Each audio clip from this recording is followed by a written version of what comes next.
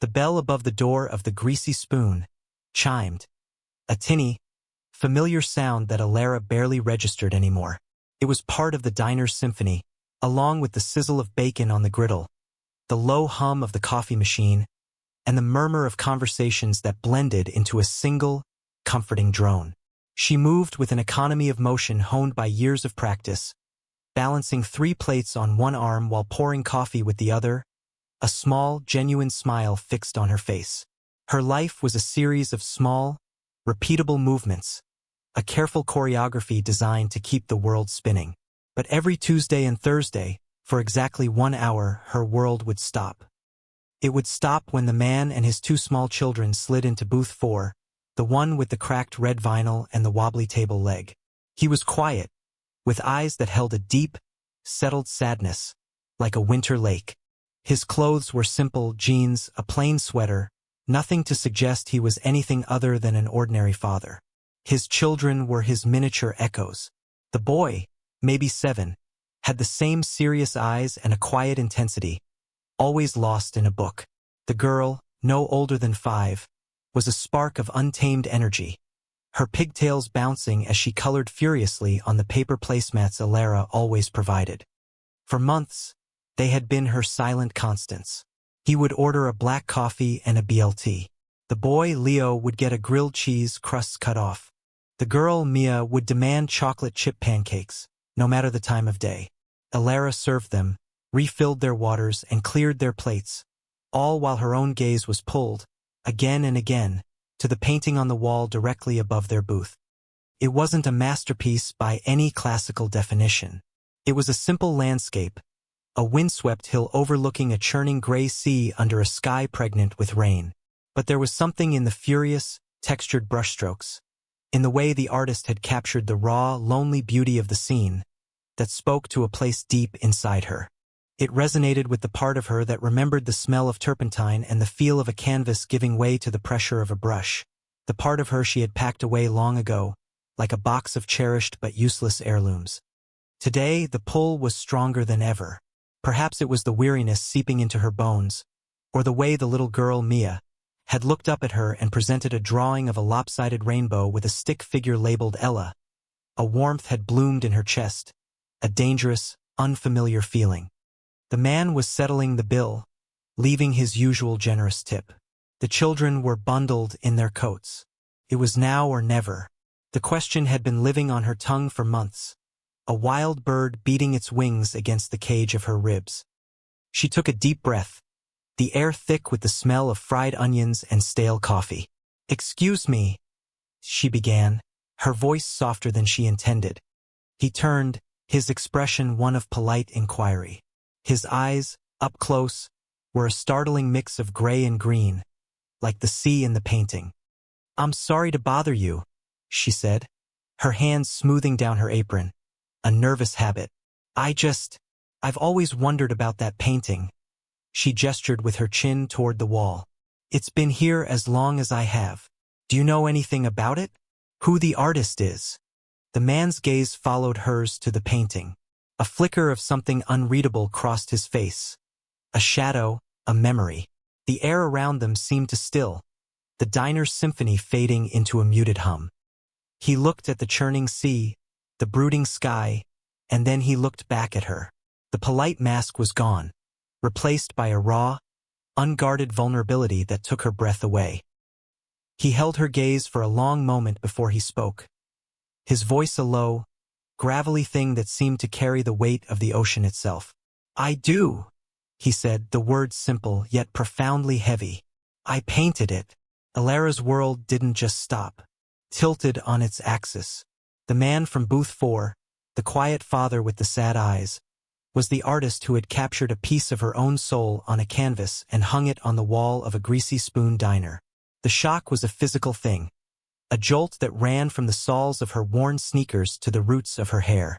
She could only stare, the question of why dying before it could ever be asked, replaced by 1,000 others that were far more complex. He offered a small, sad smile, a gesture that didn't quite reach his eyes, and then, taking his children by the hand, he walked out the door, the tinny bell chiming his departure, leaving Alara standing in the echo of his stunning revelation. The bond had been forming in silence for months, woven from threads of routine and small, unspoken kindnesses. Alara hadn't realized how strong it had become until the moment he claimed the painting, and suddenly all those tiny interactions snapped into sharp, brilliant focus. It had started with Mia. The little girl was a whirlwind of creative chaos, and from their very first visit, she had appointed Alara the official curator of her placemat art gallery. One rainy Tuesday, Mia had slid out of the booth and toddled over to Alara, who was busy wiping down the counter. She tugged on her apron. "For you," she declared, thrusting a crayon drawing into Alara's hand. It was a portrait of a woman with wildly spiraling yellow hair and a huge, red, smiling mouth. "It's you. You're the Sunshine Lady." Alara had felt a crackle of warmth in her chest, a feeling so foreign she almost didn't recognize it. She had crouched down to Mia's level. "Well, this is the most beautiful drawing I have ever seen." "Thank you, Mia." She had carefully folded it and tucked it into her apron pocket. And from then on, every visit ended with the same ritual. Her locker in the back was papered with them. Drawings of cats with wings, houses that floated in the sky, and endless portraits of the Sunshine Lady. The man, who she knew only as Mr. J from the name on his credit card, would watch these exchanges with a quiet, observant stillness. He never smiled broadly, but sometimes the corner of his mouth would twitch upwards, and the deep sadness in his eyes would recede, if only for a moment. He saw the way Alara treated his daughter not as a nuisance, but as a tiny, important artist. He saw the way she would bring her an extra maraschino cherry or a small cup of whipped cream for inspiration. Leo was a harder nut to crack. He lived inside his books, building a fortress of pages around himself. For weeks, he barely acknowledged Alara's existence beyond a mumbled, "Thank you." She never pushed. She understood the need for fortresses. She simply made sure his grilled cheese was perfectly golden, the crusts precisely removed, and his glass of water was always full. The breakthrough came one Thursday afternoon. Leo had a thick book about dinosaurs propped open on the table. Alara set down his plate and caught a glimpse of the illustration. A magnificent, fearsome Tyrannosaurus Rex. "That's a big one," she said softly, not really expecting a response. Leo looked up, surprised. "It's the apex predator of the late Cretaceous period," he stated, his voice clear and serious. "Most people think its arms were useless, but new theories suggest they were incredibly strong, used for grappling with prey." Alara leaned in slightly, her interest genuine. "Really? I always just thought they were comically small." A tiny, fleeting smile touched Leo's lips. "That's a common misconception." He then launched into a detailed, 5-minute lecture on the biomechanics of the T-Rex, his initial shyness forgotten in his enthusiasm. His father watched from across the table, his coffee untouched, a look of quiet astonishment on his face. From that day on, Leo would always have a fact ready for her, a small offering of knowledge about whatever world he was currently inhabiting, from ancient Rome to the farthest reaches of the galaxy. These were the moments that stitched them together. They were small, almost invisible to the outside world, but to Alara, they were everything. They were a respite from the grinding monotony of her life, a life that had become about survival above all else. She'd see them come through the door and the weight on her shoulders would lighten, just a fraction. She found herself looking forward to Tuesdays and Thursdays, to Mia's joyful chaos and Leo's quiet wisdom. She felt a strange, protective affection for these two children and their sad, silent father. They had, without realizing it, become the brightest part of her week, a brief, shimmering interlude in a life that had long ago lost its color. And he, in turn, was beginning to see her as more than just a waitress. He saw a woman with a gentle strength, a quiet patience that seemed to soothe the jagged edges of his children's grief, and by extension, his own. A week after his confession about the painting, the universe decided to test Alara's character. It was a frantic Thursday lunch rush. The diner was packed, the air thick with noise and the smell of sizzling burgers. Mr. J and the kids had come and gone, their visit a small, calm island in the middle of her chaotic ocean. It wasn't until an hour later, when the rush had finally subsided, that she found it. While clearing booth 4, tucked down the side of the cracked vinyl seat, was a men's leather wallet. Her heart gave a little lurch. She knew instantly it was his. She picked it up. It was heavy, made of soft, expensive-smelling leather. Her hands trembled slightly as she opened it, looking for an ID. What she saw made her gasp. The wallet was stuffed with cash, hundreds, maybe thousands of dollars in crisp $100 bills. Far more than any ordinary father would carry for a diner lunch. Beside the cash was a driver's license. She pulled it out. The name wasn't Jay, it was Julian Vance. The address was on a street she knew only by reputation, a winding road in the hills overlooking the city where the mansions were hidden behind towering gates. A quick, dizzying search on her phone confirmed her suspicions. Julian Vance wasn't just a quiet father. He was the Julian Vance, the reclusive CEO of Vance Industries, a multi-billionaire whose face was occasionally plastered across business magazines. The man who had been eating grilled cheese in her booth was one of the wealthiest men in the country. A wave of nausea washed over her. Felt like a betrayal, a lie of omission. The simple, sad man, the struggling artist. It was all a facade. Or was it? Her mind reeled. For a fleeting, desperate second, she thought about the money. She saw her mountain of debt, her leaking roof, the art supplies she hadn't been able to afford in years. That much cash could change everything. It was a lifeline. No one would ever know. He was so rich he probably wouldn't even miss it. But the thought was snuffed out as quickly as it appeared, extinguished by the image of Mia's trusting face and Leo's serious eyes. She thought of the quiet integrity she saw in their father, even if he was hiding his identity. Taking the money would be a betrayal of the small, fragile connection they had built. It would make her just another person who saw him for his wallet instead of the man who painted sad, beautiful seascapes. Her shift ended an hour later. Instead of going home to her tiny, cold apartment, she clutched the wallet and took 2 buses to the address on his license. The gates were as intimidating as she'd imagined, tall and wrought iron, with a security camera that felt like an unblinking eye. She pressed the intercom button, her heart pounding. "Yes?" a disembodied voice crackled. "My name is Alara. I'm here to see Mr. Vance," she said, her own voice sounding small and thin. "I have something that belongs to him." There was a long pause. She imagined being turned away, laughed at. But then the gates swung silently open. She walked up the long, winding driveway, her worn boots feeling sacrilegious on the pristine cobblestones. Julian Vance himself opened the massive front door. He was no longer in his diner disguise. He wore a tailored cashmere sweater and dark trousers, and the sadness in his eyes was now framed by a weary authority. He looked surprised to see her. "Alara, what are you doing here?" She simply held out the wallet. "You left this." He took it, his eyes searching her face. He didn't check the contents. He didn't need to. He knew, with a certainty that settled deep in his bones, that every single dollar would be there. He had been testing the world for years, leaving small traps of wealth and opportunity, waiting to see who would fall into them. Everyone always did. Until now.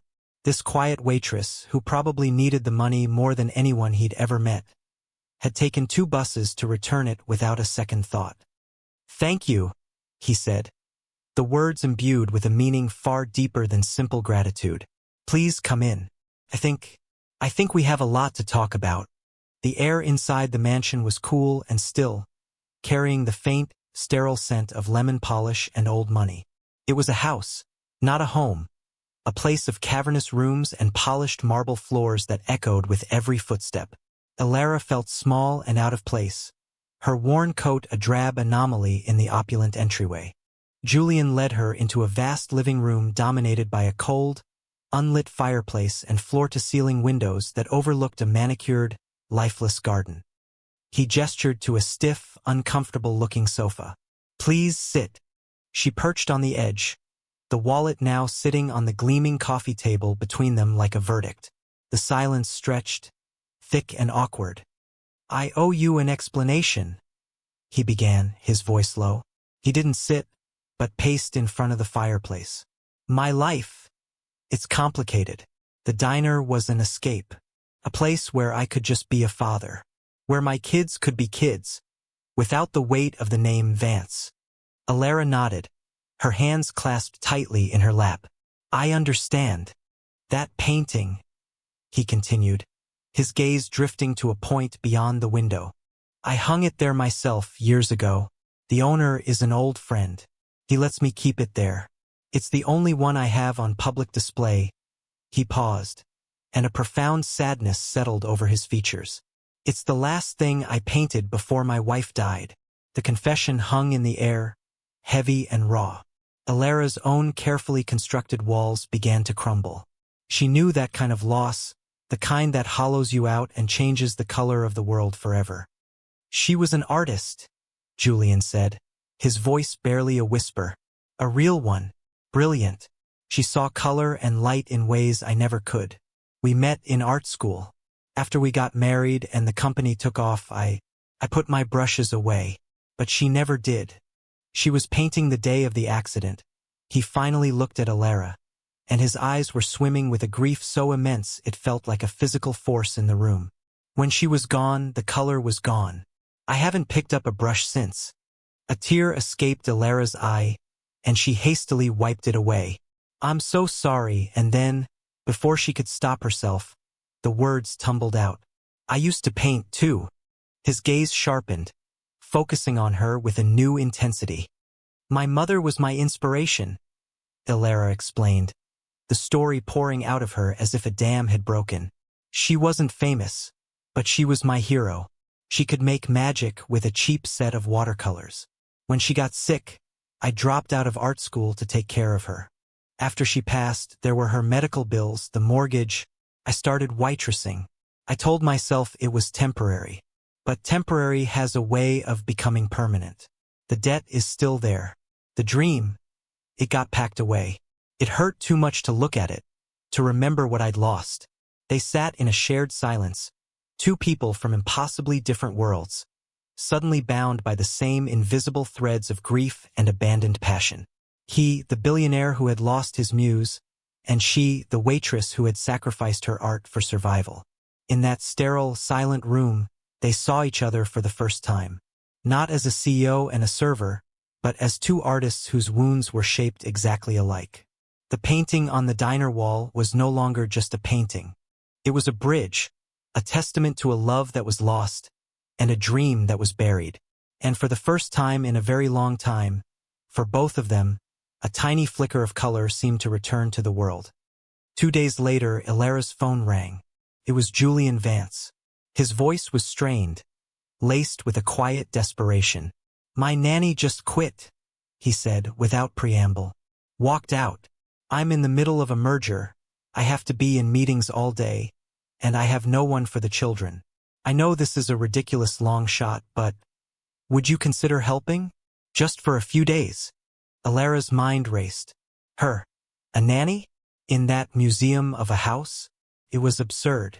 But then she pictured Mia's bright smile and Leo's serious face, lost and alone in that cavernous mansion. Yes, she heard herself say. Of course. When she arrived, the house was in a state of quiet chaos. A half-eaten bowl of cereal sat on the kitchen counter. A briefcase lay open on the floor, and the children were huddled together on the grand staircase, looking small and lost. Julian looked utterly defeated. Thank you, he breathed, a wave of relief washing over his face. I'll pay you triple your diner wages. More. Anything. Don't worry about that, Alara said, her focus already on the children. We'll be fine. The first few days turned into a week, and the week began to stretch into a month. Alara didn't just watch the children. She brought the house to life. She discovered the kitchen, a state-of-the-art marvel of stainless steel that had clearly never been used for more than brewing coffee. She found a worn, flour-dusted recipe book that had belonged to her mother and began to bake.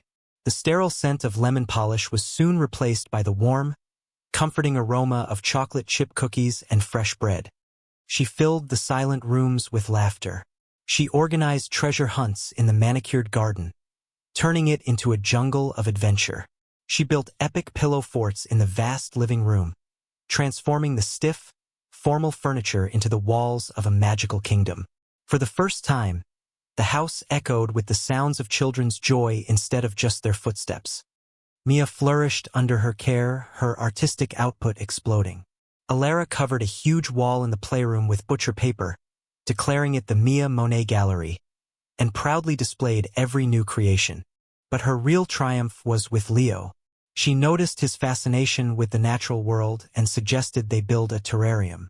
They spent a whole afternoon in the garden, gathering moss, twigs, and interesting stones. As they worked, Leo began to talk not just about facts and figures, but about his mother. "Mom loved gardens," he said quietly, his small hands carefully arranging a piece of bark. She said every flower had its own personality. It was the first time he had mentioned his mother to anyone but his father. Alara just listened, providing a safe, quiet space for his memories. Julian watched the transformation with a sense of awe. He would come home from his grueling days at the office not to a silent, orderly tomb, but to a warm, vibrant home. He would find Alara and the children on the floor, covered in finger paint, or hear them reading aloud from a well-loved book, their voices mingling in the firelight. He saw his children healing, their faces losing the pinched, anxious look they'd worn since their mother's death. He saw them smiling again, a real, unburdened smile. One evening, he came home to find Alara in the study. She had found a dusty, forgotten door and, on a whim, had opened it. Inside was a studio. Canvases, still wrapped in plastic, were stacked against the walls. Jars of brushes stood stiff with dried paint. An easel stood in the center of the room, draped in a white sheet like a ghost. It was his wife's studio, untouched since her death. Alara was standing before the shrouded easel, her expression one of reverence and sorrow. "You should paint again, Julian," she said softly, not turning to look at him. "I can't," he said, the old, familiar excuse rising to his lips. "You can," she countered gently. "You have to. For you. For them. The sadness doesn't have to win." The next day, he found she had cleaned the studio. The brushes were soaking, the paints were arranged by color, and a fresh, blank canvas was sitting on the easel, the white sheet folded neatly beside it. It wasn't a demand, but an invitation, an act of profound faith. He began to leave work earlier. He started eating dinner with his children at the kitchen table instead of alone in his study. He listened to Mia's stories and answered Leo's endless questions. He started to feel the thaw inside himself, a slow, painful, but beautiful melting of the ice that had encased his heart. He wasn't just a CEO or a widower anymore. He was becoming a father again. And he was falling in love. He fell in love with the way Alara's eyes lit up when she talked about art. He fell in love with the smudge of flour that was perpetually on her cheek. He fell in love with the fierce, gentle way she loved his children as if they were her own. She wasn't an employee. She was the architect of their new life, the quiet, steady hand that was rebuilding their broken family from the ground up. The surge of warmth and light she had brought into his home was undeniable, and the thought of ever losing it was becoming unbearable. The rupture came on a perfect autumn afternoon. The air was crisp, the leaves were a riot of red and gold, and Alara had taken the children to a public park for a picnic. Julian, in a rare moment of freedom, had joined them. For a few hours, they were just a family. They flew a kite, Leo explaining the principles of aerodynamics with solemn precision while Mia shrieked with delight. Julian pushed Mia on the swings, the sound of her laughter a balm to his soul. He and Alara sat on a bench, watching the kids, a comfortable silence between them that spoke volumes. In that moment, everything felt right, simple, and true. They didn't notice the long lens of a camera peeking through the bushes. The next morning, the photo was on the front page of a notorious gossip blog. It was a candid shot of the four of them, laughing, their heads close together. The headline was salacious. Billionaire widower Julian Vance finds love with mystery nanny.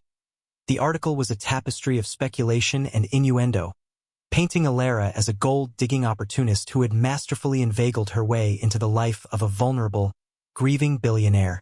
It mentioned her job at the diner, her small apartment, and contrasted it with the Vance fortune in the most unflattering light possible. The shockwave was immediate. Julian's phone began ringing incessantly.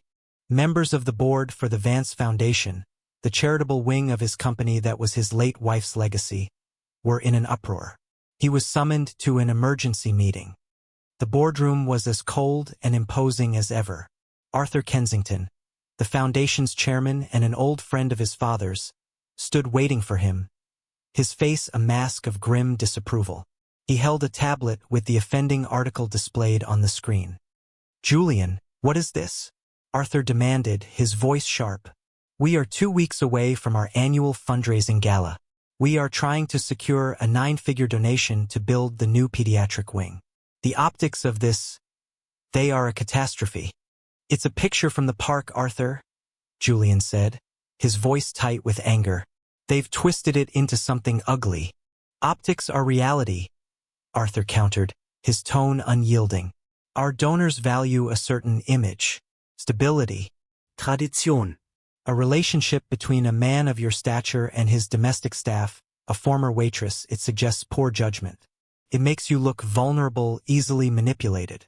It jeopardizes everything your wife worked to build."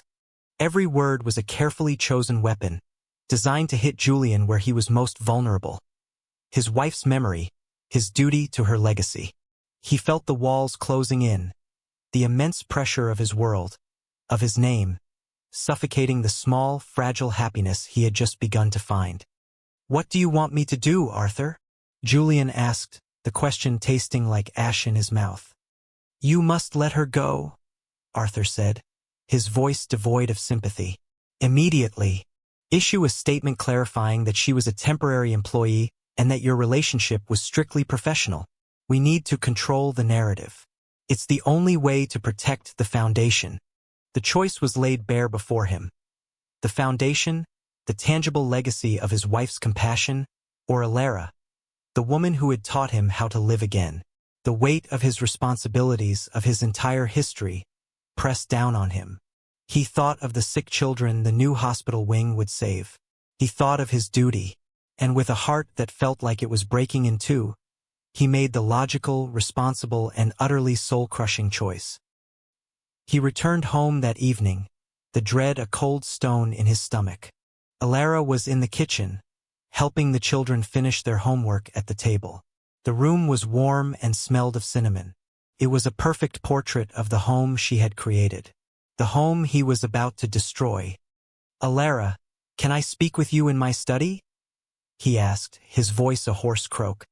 She saw the look on his face and knew instantly that something was terribly wrong. Once they were inside the cold, formal room, he couldn't meet her eyes. He explained the situation in clipped, businesslike tones, the board, the gala, the optics. He presented it as an unfortunate but necessary business decision. He didn't speak of his own feelings, of the agony of his choice. He hid behind the sterile language of damage control. "I'm so sorry," he finished, his voice hollow. "I've prepared a severance package. It's very generous. It will ensure you never have to worry about money again." Alara stared at him, her face pale. She wasn't looking at the billionaire CEO. She was looking for the man who painted the sea, the father who watched his children with such aching love. She couldn't find him. In his place was a stranger, a man who would trade her away for the approval of men in suits.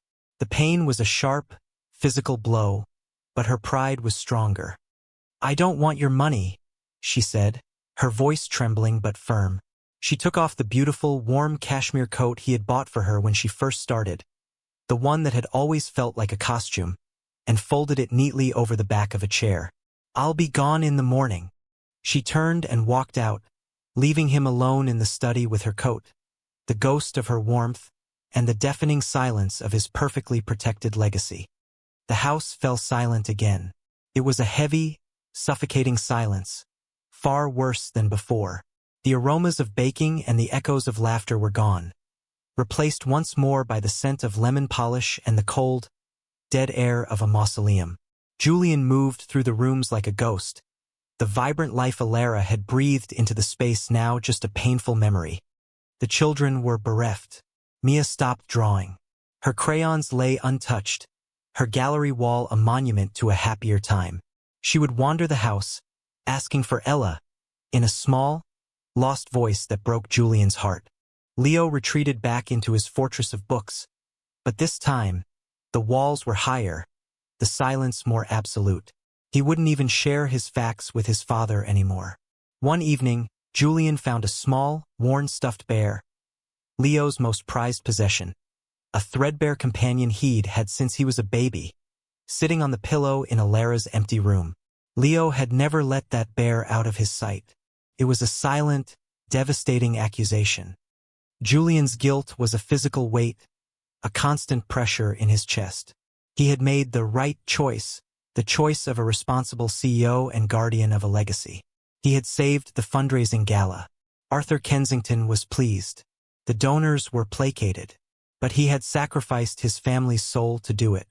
Every time he looked at his children's sad, withdrawn faces, he saw the true cost of his decision.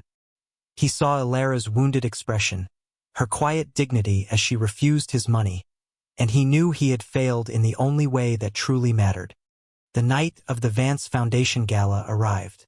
It was the social event of the season, held in a grand ballroom glittering with crystal chandeliers and filled with the city's elite.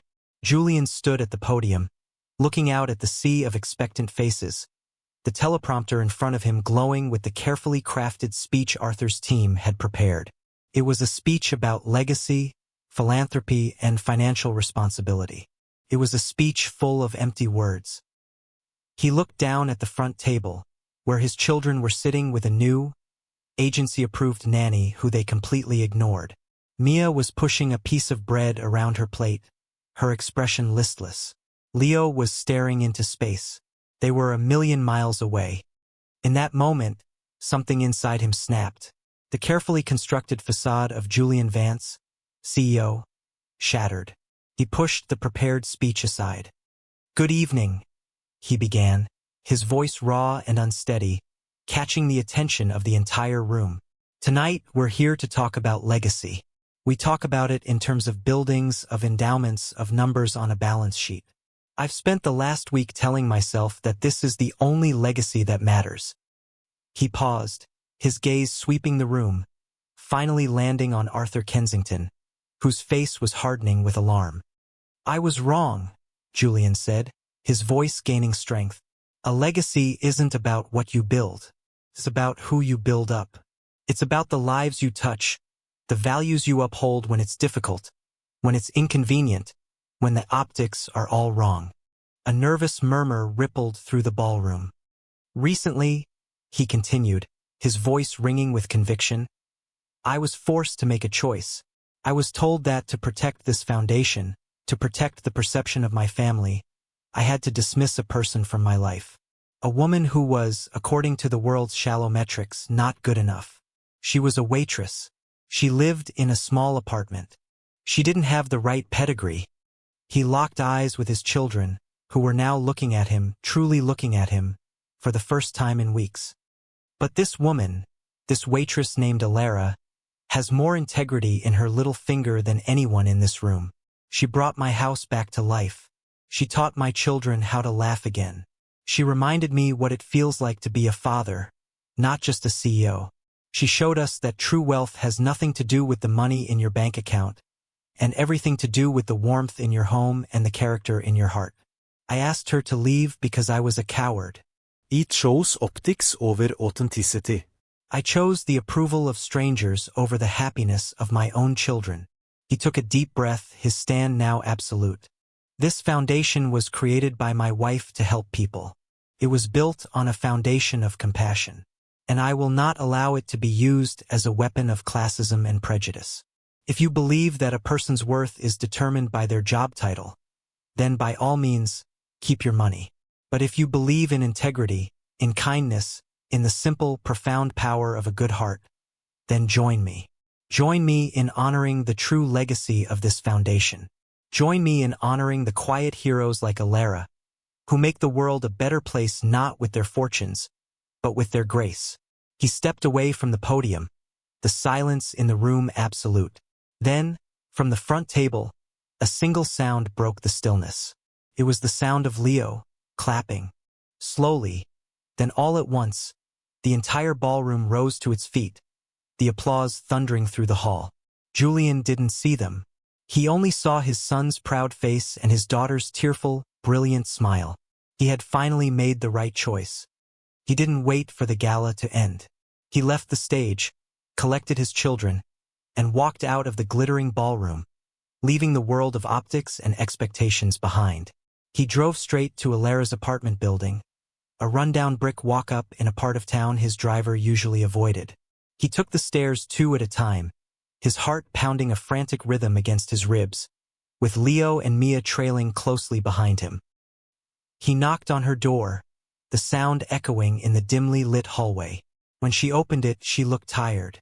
Her eyes were shadowed, and she was wearing a simple t-shirt and sweatpants.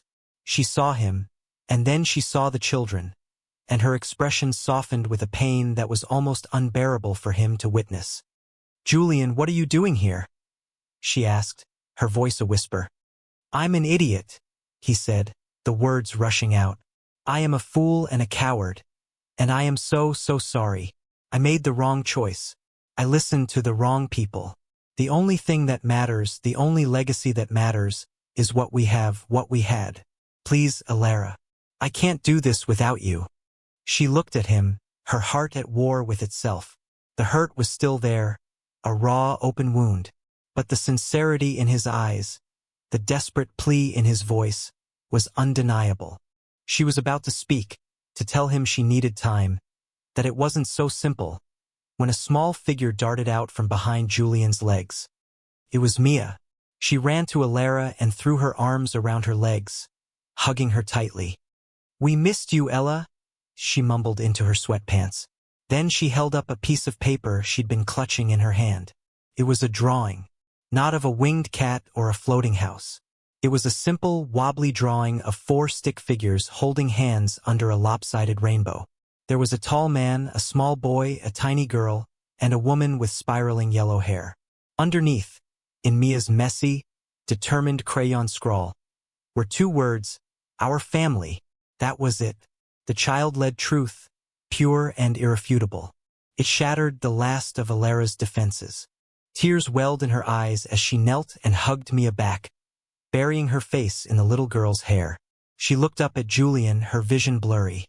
He was crying, too, silent tears tracing paths down his face. Leo stepped forward and shyly took her hand, his small fingers curling around hers. "The house is too quiet," Leo said, his voice small but clear. "We need you to come home." Home. The word hung in the air, simple and profound. It wasn't the mansion, the marble floors, or the money. It was them, the 4 of them, a broken, mismatched, but very real family. Alara looked from Mia's drawing to Leo's earnest face to Julian's raw, pleading eyes. The hurt was still there, but beneath it, something stronger was blooming, forgiveness, and a deep, resilient love. She squeezed Leo's hand and pulled Mia in closer. "Okay," she whispered, the single word mending the world. "Okay, let's go home." The reunion wasn't loud or dramatic. It was a quiet threshold scene, a simple, heartfelt return in a dingy apartment hallway, where a child's drawing had spoken a truth more powerful than any billionaire's legacy. Back in the warm, bright kitchen of the mansion, the world felt right again. The silence had been banished, replaced by the happy chatter of the children and the comforting scent of Alara's tomato soup simmering on the stove. After the kids were tucked into bed, their sleep peaceful for the first time in weeks, Alara and Julian sat at the large kitchen table, a space that was now unequivocally the heart of the home. "My speech at the gala, it caused quite a stir," Julian said, a small, wry smile on his face. "Arthur Kensington resigned this morning, but something unexpected happened. Donations have been pouring in all day, more than we've ever seen. It seems people were more interested in authenticity than optics after all. People want to believe in something real, Alara said softly, tracing the grain of the wooden table with her finger. I want to believe in something real, he said, his voice earnest. He reached across the table and took her hand. That studio upstairs. It's been a tomb for too long. And your art supplies, packed away in your mother's boxes. That's a tragedy. I don't want our pasts to be monuments to what we've lost. I want them to be the foundation of what we can build. His eyes were bright with a new, powerful idea. The Vance Foundation has the resources, the connections, but it's been missing a soul. You are its soul, Alara. You and my wife, you speak the same language. The language of art, of healing. He leaned forward, his grip on her hand tightening. Let's do something. Together. Let's use the foundation to create something new. A community art center. A place for underprivileged kids. Kids who have been through loss. A place where they can come and paint and sculpt and heal. A place where art isn't a luxury, but a necessity. We can name it after her. The Isabel Vance Center for the Arts, and you. I want you to run it. Not as an employee. As my partner. Alara stared at him, her heart swelling. It was more than a job offer. It was a shared mission. It was a perfect fusion of their worlds, their pasts, and their passions. It was a way to honor his late wife's memory and her mother's legacy, all while building a future. It was a purpose that sang to every part of her being, awakening the artist she had buried so long ago. Yes, she breathed, her voice thick with emotion. Julian, yes. The months that followed were a blur of joyful, purposeful work. They found the perfect building, an old, forgotten warehouse with high ceilings and huge windows, and transformed it. Julian handled the logistics and funding, his formidable business acumen now directed by a newfound passion. Alara designed the space, ensuring it was warm, welcoming, and full of light. She curated the curriculum, hired teachers who led with their hearts, and stocked the shelves with every kind of paint, clay, and paper imaginable. The Isabel Vance Center for the Arts opened on a sunny spring day. It was an immediate success, a vibrant, chaotic, wonderful hub of creativity and healing. Alara moved through the rooms, her heart full, watching children who had never held a paintbrush before creating masterpieces, their faces alight with pride and concentration. Julian was there, not as a benefactor, but as a volunteer, his sleeves rolled up, helping a small child mix the perfect shade of blue. She saw him pick up a piece of charcoal and begin to sketch on a spare sheet of paper, the movement hesitant at first, then more confident. The artist was coming back to life. That evening, they returned home, tired but exhilarated. The kids were spending the night with a friend, and the house was quiet, but it was a comfortable, contented quiet now, not an empty one. They found themselves in the kitchen, instinctively gravitating to the heart of their home. They decided to bake cookies, just because they could. Soon, they were laughing, covered in a light dusting of flour, the kitchen a happy, chaotic mess. The scene was so perfectly, beautifully normal. It was a life Alara had never dared to dream of, and one Julian had thought he'd lost forever. He stopped what he was doing and just looked at her, his expression full of a love so deep and steady it took her breath away. There was no grand gesture, no bended knee, no velvet box. There was just the quiet, messy truth of their life together. This is it, isn't it? He said, his voice soft. This is home, not the building. This, us. He reached out and gently wiped a smudge of flour from her cheek with his thumb.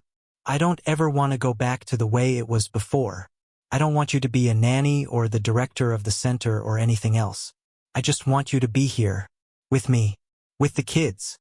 He took both of her floury hands in his. Stay, Alara. Stay and build this life with me. Let's make this our forever. Tears of pure joy streamed down her face, mingling with the flour. She didn't need a ring or a promise of riches. She had what mattered. She had found her family, her purpose, and the man who saw her, truly saw her, from the very beginning. Yes, she whispered, her voice full of laughter and tears. Forever. He leaned in and kissed her. A sweet, flowery kiss that tasted of sugar and new beginnings. They stood there for a long time, holding each other in the heart of the home they had built together, proving that true wealth is never found in what you own, but in the love you are brave enough to fight for.